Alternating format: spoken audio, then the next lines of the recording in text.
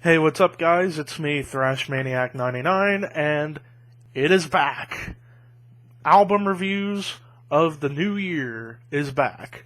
This is the first time I've reviewed a new album during a new year since around this time a year ago. I think the last album I reviewed was the Juggernaut double albums from Periphery, and then I kind of got out of doing album reviews after that point because I got lazy and other stuff was happening and I was doing other things here on YouTube.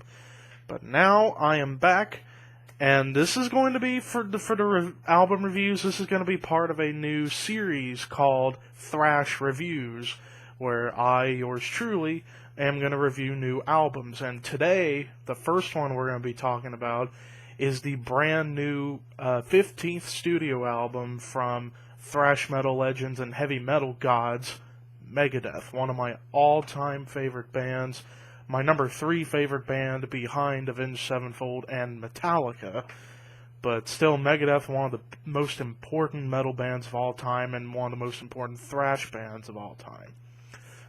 Now, their new record is called DYSTOPIA. And before we get into reviewing some of the tracks, how I'm structuring my reviews is I'm reviewing the bookend tracks as well as my favorite tracks. So, before we get into that, I do want to say that when it came to this album being announced, there was some interesting things going on before this album was recorded and released, and the fact that longtime members, guitarist Chris Broderick and drummer Sean Drover, left the band and went on to form their own band, and I forget their name of the band. I forget the name of the band, but anyway, so yeah, like I was saying, so yeah, they left Megadeth, and Megadeth decided to add in Kiko Loureiro from Angra and Chris Adler from Lamb of God. Kiko on guitar, Chris on drums. So it pretty much turned into almost a supergroup kind of an idea, lineup-wise, because Kiko, I don't know that much about Kiko, but I've heard he's a world-renowned, phenomenal guitar player out of Brazil, and Chris Adler, we all know how talented and how amazing he is on the drum kit, master of the triplets on the double bass. And so that brought up questions. Are they going to be able to bring their influences over to this album? And before we get to the review, I do want to say that they didn't get to show off all their influences, but there are certain moments on the album where they do. But with that said, let's get into the reviews. So we're going to kick off with the opening track of the album, which was one of the singles from the album that came out, which is The Threat Is Real. Now, another interesting thing that people were intrigued about with this record would be what was going to be the lyrical approach Dave Mustaine was going to go for, because obviously from Super Collider, and Super Collider pretty much was a very disappointing album in Megadeth's catalog, and people were hoping for a new one to kind of erase the memories of Super Collider out of people's heads.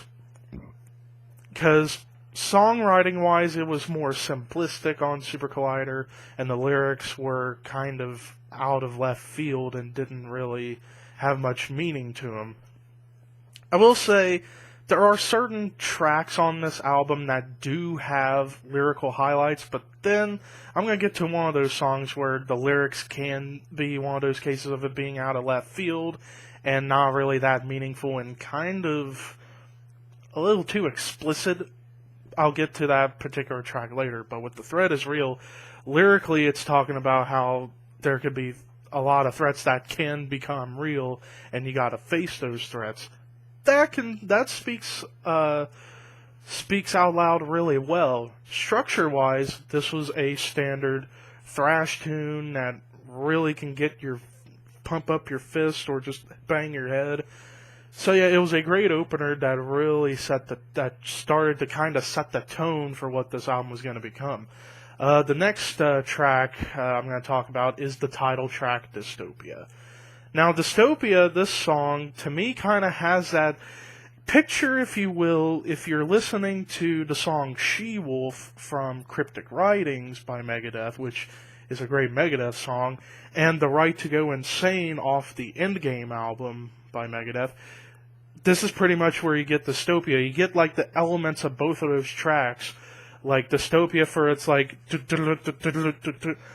galloping riffs and the tone throughout most of the track, and then it's sort of the same with The Right to Go Insane, and then at the end it changes tone and it gets really chaotic.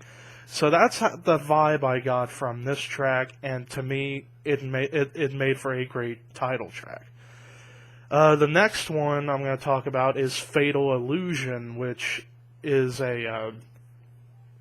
actually, I think, the first song they released for this album, the first single they released. And this song, I heard a lot of people, including Cover Killer Nation, which, by the way, what's up, and others who said that this song kind of had the structured tone, or not the structured tone, the structure of songs such as Good Morning Black Friday off of Peace Sells, which is a great track because it kind of has its like first part kind of more slower, then it's mid-tempo towards the middle, and then really chaotic towards the end. That's kind of what you get with Fatal Illusion, and the lyrics speak for itself on this song as well.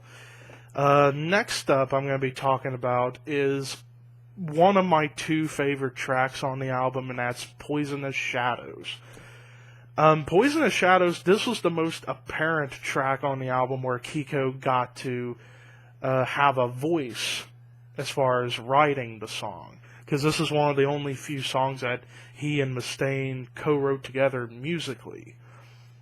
And you can hear a bit of like Angra influences as far as bringing in like orchestras and acoustic guitars and pianos into the track. And it is the longest track of the album at over 6 minutes plus.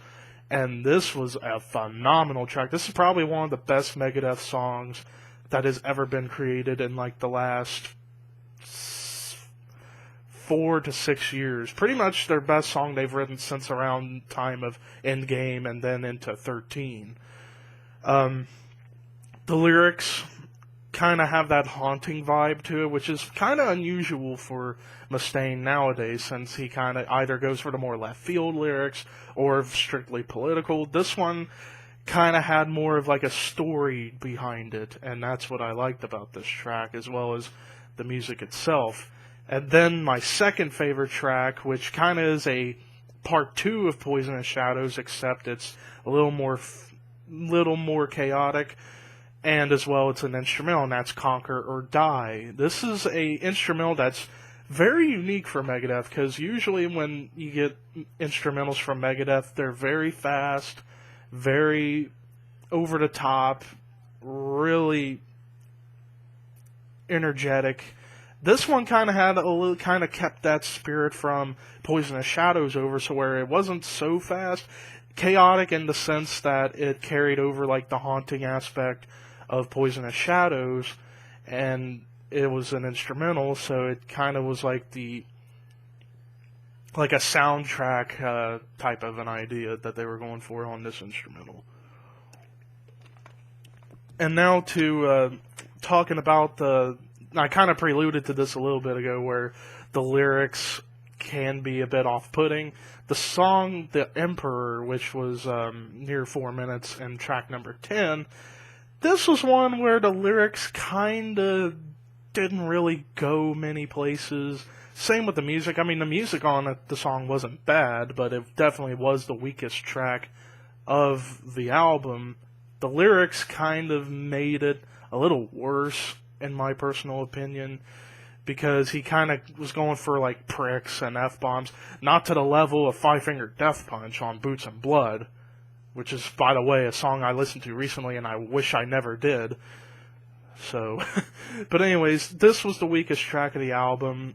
I was thinking with a song title such as The Emperor, you would think it would be something more political. Instead, this one was like I said, one of them left kind of out of left field and didn't go anywhere. The final track on the album, the bookend track, which was a cover song called Foreign Policy by a band called Fear. I don't know this band Fear, but I had to look it up, and apparently they were an early pioneer of the Southern California hardcore punk scene, along with classic bands such as Black Flag and Circle Jerks, and even like Bad Religion, Adolescence, and Suicidal Tendencies, Youth Brigade, a bunch of those bands.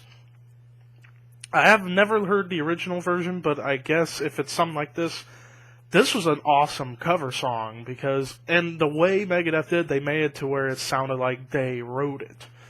So I definitely will have to listen to the original at some point and see how it compares to the cover. But overall, despite one weak track, this was a really, really solid work by Megadeth. This actually, in my opinion, helps people forget Super Collider, because Super Collider was a disappointment, an average album. This album was a great album. Despite one weak track, everything else on this album was enjoyable to absolutely awesome to listen to, particularly those two tracks, Poisonous Shadows and Conquer or Die. But overall, as far as a score, I would give this an 84 out of 100. I think that's a really good score for a really good album. If you guys, now, for those Megadeth fans who prefer their more experimental side, say like on albums such as Rust in Peace, then this kinda wouldn't fit for you. But if you love their thrashy side as well as their like really kick-ass side musically, this is one for you. And I enjoy this because, for me personally, I kinda like their thrashier approach more than their experimental approach. But I love their experimental approach, don't get me wrong. But I like thrash. I love thrash to death. And this album proved it. But anyways, that does it for this review. Thank you guys for watching. This was, I felt, a great video. More album reviews coming out here pretty soon. The next one I plan on reviewing, I'm debating on whether or not it should be either the debut solo album from Abath, from Immortal, formerly of Immortal, or the brand new Borknagar album. Either way, it's going to be interesting to see what happens with those albums. But they will be reviewed. It's just a matter of what's going to come first. But anyways, I hope you guys have a great Saturday night. Peace out, everybody.